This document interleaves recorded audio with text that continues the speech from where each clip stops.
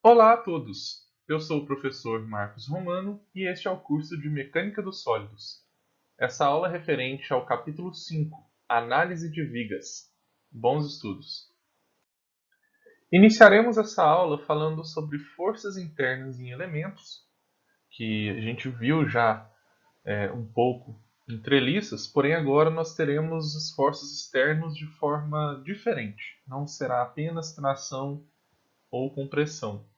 Depois a gente vai ver sobre tipos de carregamento e apoio, como é que a gente caracteriza uma forma de apoio nas vigas, certo?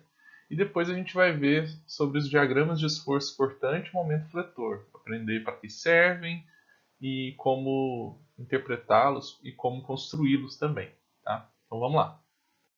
5.1 Forças internas em elementos.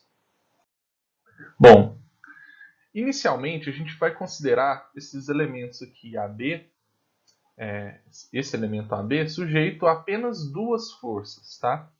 A força F e a menos F. A gente já sabe, né, que para que esse elemento fique em equilíbrio, essas forças elas têm que ter a mesma intensidade, certo? Sentidos opostos e mesma linha de ação, né? São três condições.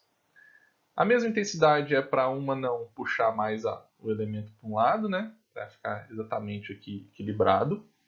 Sentidos opostos é justamente também para isso, né? Para você não ter, ao invés de você multiplicar 2F aqui para um lado, você vai ter um cabo de guerra aqui, né? Para o elemento não transladar. E tem que ter a mesma linha de ação, senão vai gerar momento, né? Se as duas forças não tiverem a mesma linha de ação, esse elemento vai tender a girar, né? Então vai tender a ter uma rotação ao invés da translação, o que tira o equilíbrio desse elemento, tá? Agora vamos imaginar o seguinte, eu vou cortar esse elemento aqui nessa seção C, certo? Se eu cortar o elemento na seção C, o que aconteceria? Esse corte, no caso, é um corte imaginário, eu não estou realmente cortando esse elemento, só quero ver aqui dentro quais são os esforços internos aqui dentro desse elemento, tá? Analisar. Se se eu falar que não tem nada aqui dentro, então essa parte AC vai para baixo aqui, essa parte CB vai para cima e vai perder o equilíbrio. Mas a gente sabe que se o elemento está em equilíbrio, qualquer parte aqui dele também está em equilíbrio. Então a gente sabe que vai ter que surgir algumas forças aqui dentro dessa seção, esforços internos, para que mantenha essas partes em equilíbrio. Então, a gente continuando analisando aqui, está separado, né, os elementos AC e CB aqui da barra, né, do elemento inicial, que era o AB. Agora a gente analisando aqui, surgiu em C, no elemento aqui nessa parte, nesse segmento AC, surgiu aqui na seção C uma outra força, menos F, para anular com F aqui e manter essa parte em equilíbrio. Também aqui em BC, a gente está vendo aqui em C uma força F, que surgiu para anular menos F. Eu estou falando surgiu aqui, mas será que surgiu essa força? Uma vez que eu fiz a análise, ela surge? Não, se o elemento ele estava em equilíbrio, então quer dizer que essas forças elas já estavam aqui o tempo todo. Esses esforços internos eles estão ao longo de todo esse elemento. Não importa onde eu cortar, tá? Então aqui, por exemplo, como o elemento inicial do lado de cá ele estava sofrendo tração, todas as partes dele estão sofrendo tração. Por isso que a gente vê tanto AC quanto CB sofrendo aqui um esforço de tração. E o mesmo caso para cá, só que do lado de cá é compressão, tá? E no caso desse elemento reto aqui, a gente vê que essas forças internas elas são equivalentes a forças axiais, né? Porque são duas forças apenas. Então são forças axiais, elas seguem a linha de ação dessas forças, elas seguem conforme o eixo axial aqui desse segmento, ok? Desse elemento aqui. E como a gente já sabe, independem, né, da localização, né, dessa seção. Poderia ter cortado essa seção, esse elemento em qualquer seção, tá? Então independem da localização da seção. Qualquer ponto que eu fizer um corte aqui, a gente vai enxergar esses esforços internos. Até então, com duas forças, o elemento a gente consegue já determinar o ponto de aplicação da força, a gente consegue determinar a linha de ação, a intensidade. Mas e se tiver uma força a mais? E se forem múltiplas forças, por exemplo? Além de duas, né? Acima de duas, a gente considera múltiplas forças aqui. Como é que vai comportar esse elemento? Certo? Então aqui a gente tem um exemplo aqui de uma estrutura, que é um guindaste, né? Já foi mostrado em umas aulas anteriores aí. E agora a gente está vendo ele sujeito a um esforço diferente aqui, né? Ele tem aqui uma carga, né? Uma carga W aqui, e tem um tirante aqui, né? Tensionado aqui, DG. Todos esses pontos aqui são pinos, né? Inclusive aqui a gente tem um apoio fixo, tá? E a gente vai analisar o elemento AD, tá? Esse elemento aqui na vertical. Então, a gente faz o DCL desse elemento AD, que está mostrado aqui ao lado. Okay? Esse elemento, então, inicialmente a gente vê aqui essas forças aqui, né? Essas forças aqui no apoio, né? A gente vê uma força aqui na vertical e uma na horizontal. A gente vê também a tração, certo? Do cabo aqui. E são os nossos esforços externos, né? E agora a gente também consegue ver que surgiu outras forças aqui, tá? Esses esforços aqui, Cx e Cy e o Fb. Okay? Esses esforços surgiram porque temos outros elementos aqui também. Okay? Bem, agora a gente vai cortar aqui essa seção J, aqui, esse elemento, e vamos fazer o DCL para o elemento aqui, o segmento aqui desse elemento, DJ e AJ, tá bom? Então vamos lá. Então aqui a gente tem o corte, né? Aqui o segmento JD, onde a gente fez o corte aqui na seção J. Tá? Para que essa seção, esse segmento esteja em equilíbrio, a gente tem que anular os efeitos que esse esforço externo aqui, representado pela tração, faz nesse elemento, nesse segmento aqui. Okay? Para isso, a gente vai precisar então equilibrar, certo? Então, o que a gente faz? A gente vê, vamos fazer o seguinte. Aqui, ó, vai ser a minha componente x de t, certo? E aqui eu tenho uma componente y, né, de t. Aqui vai ser o meu ty. Para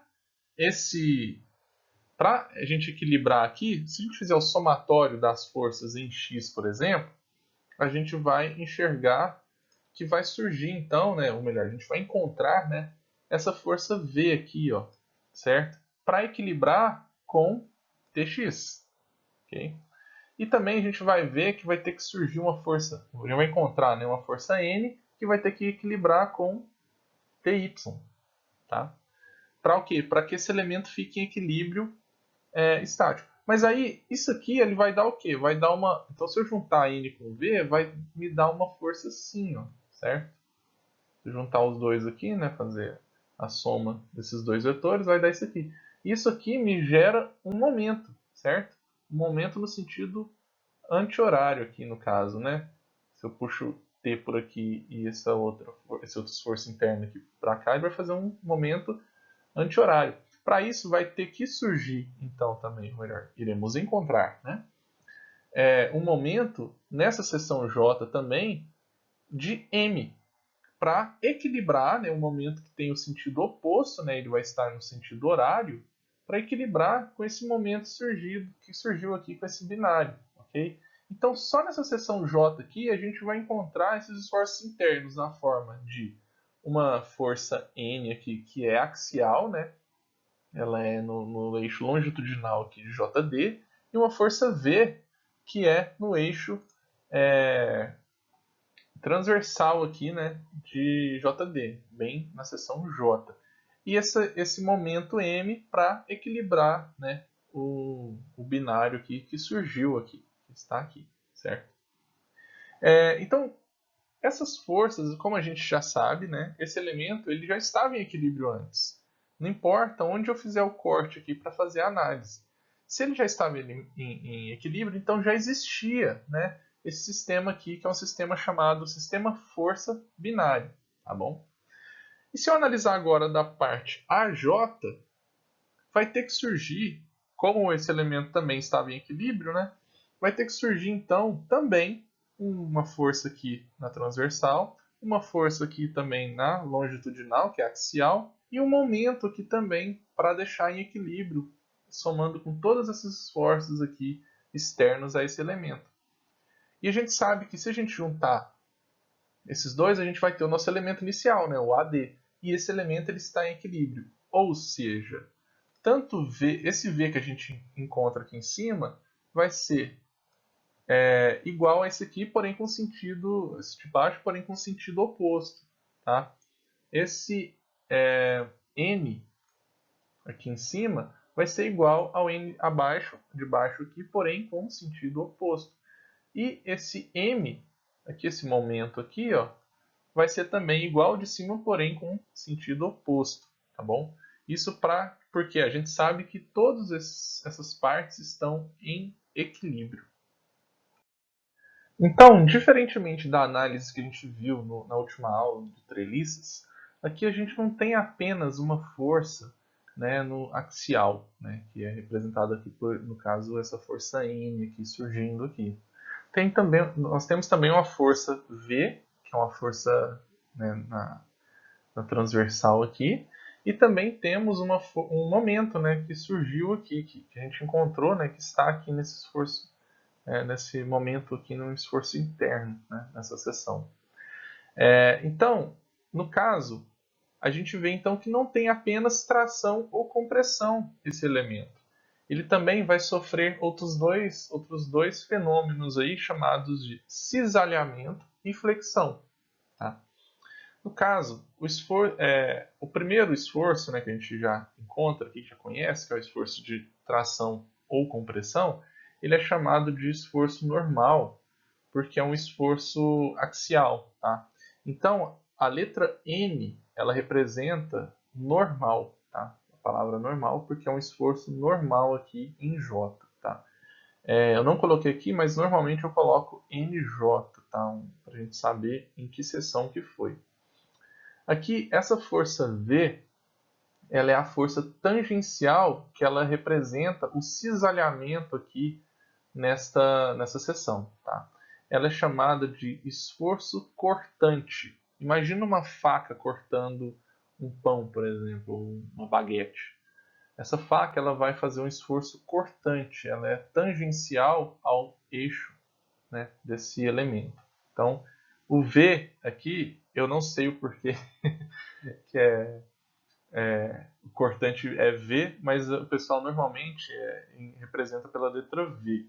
Tanto que vocês vão notar que a partir dessa aula eu vou parar de usar aqui para determinar esforços em alguns pontos de um elemento, como V para vertical e H para horizontal. Vou começar a adotar essa representação do livro aqui de, por exemplo, AX e AY, tá bom?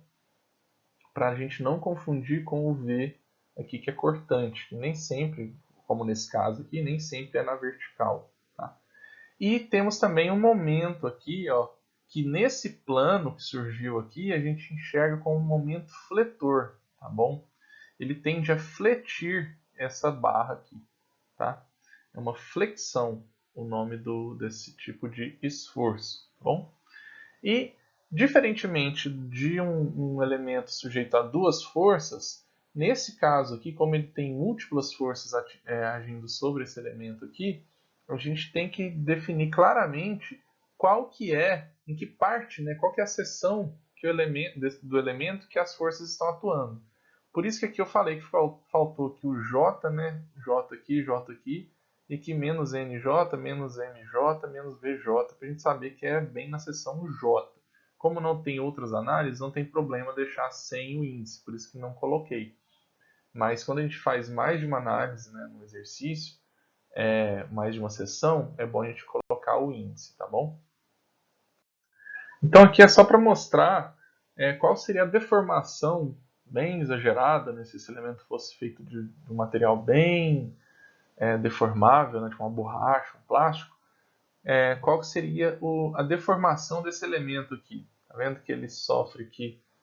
Isso aqui que é uma flexão, uma dobra nesse eixo aqui. Ó. O outro tipo de momento, pessoal, é que a gente vai ver mais para frente, é um momento torsor, é de torção. Tá? Ele seria no eixo aqui que a gente não consegue, nos dois outros eixos que a gente não consegue representar aqui no plano, né, em duas dimensões. Nesse caso, a gente só tem um esforço, um momento fletor. Tá? Então, aqui seria a deformação, né, que esse corpo ele sofreria se ele não fosse um corpo rígido. Tá?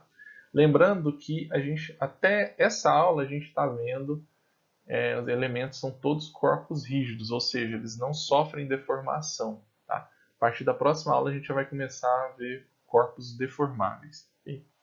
Então aqui a gente vê que tem os esforços externos a esse elemento da estrutura, é o Cx aqui puxando para o lado aqui, o FBE aqui, né, puxando aqui em B para cá, né? A gente tem um AX aqui também para o lado, tá meio que uma compressão aqui em AY e atração aqui, puxando também. Então a gente tem aqui um perfil de como seria a deformação desse corpo se ele fosse deformado.